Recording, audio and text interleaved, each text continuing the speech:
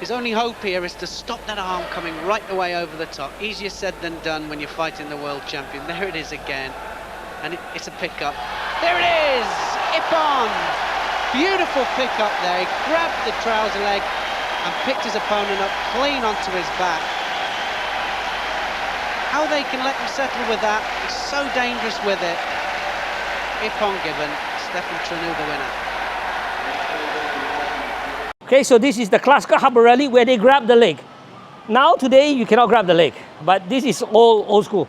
Why is it called the Khabarelli? Why is it called the Khabarelli? It's named after a guy by the name of Shota Khabarelli, okay, who originally from Georgia. The name you can tell is sort of a Georgian name, but he fought during the time when there was the Soviet Union. So he fought for the Soviet Union, and he didn't come up with this technique, but he popularized it, okay? So back in the 80s, actually even in the 70s, the Georgians were doing this technique.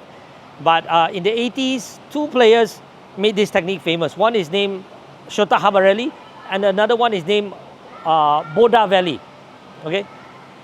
Bodavelli was quite popular as well with this technique, but it became known as the Khabarelli because Khabarelli was more successful. Khabarelli was an Olympic champion.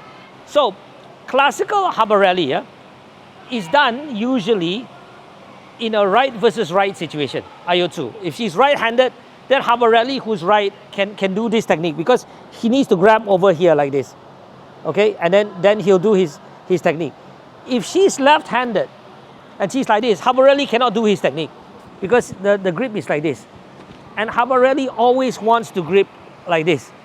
So he can only do it against right-handers. When he faces a left-hander, he can't really do it so well. Okay, he'll do other techniques. He'll do hip techniques and stuff like that. But to do his famous Khabarelli technique is done from this type of Georgian grip. Okay, and what he used to do back then, you can grab legs, right? So classical Khabarelli, classical one, you grab here, and then you grab here, and you lift. Okay, so from here two things happen. Okay, so let's see here like this. She's now hopping on one foot, right? I can lift her up, okay, and throw her this way, or I can take her to the back. But I've got this.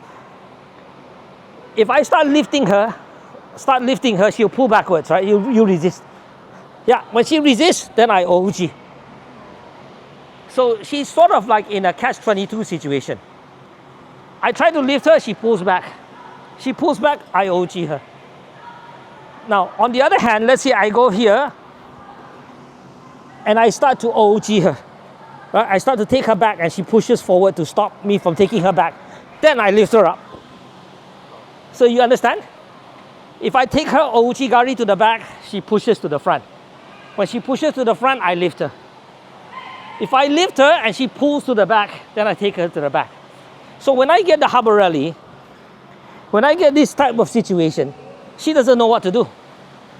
If she pull backwards, then I ouchi her.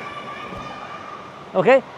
If she's afraid of the ouchi and she pushes to the front, then I lift her up. Okay? So I'm going to show you some videos. One is of Khabarelli himself, not doing the Khabarelli, but doing the ouchi. And then you see a video of Bodavelli doing the classic Khabarelli. As usual, this category produced some good judo and plenty of action. Here one of the favourites, Khabarelli, 469 in red of Russia, scores a good wazari on the Hara, 413 of Cuba. The Russian catches the Cuban's belt and immediately begins a series of very strong attacks. He will not let this grip go until he scores, which he does finally with Uchigari.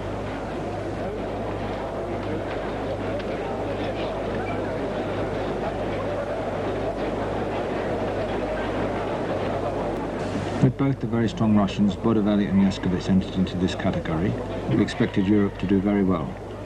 The Japanese cannot produce players of their class and in fact haven't done very well at all during the past years.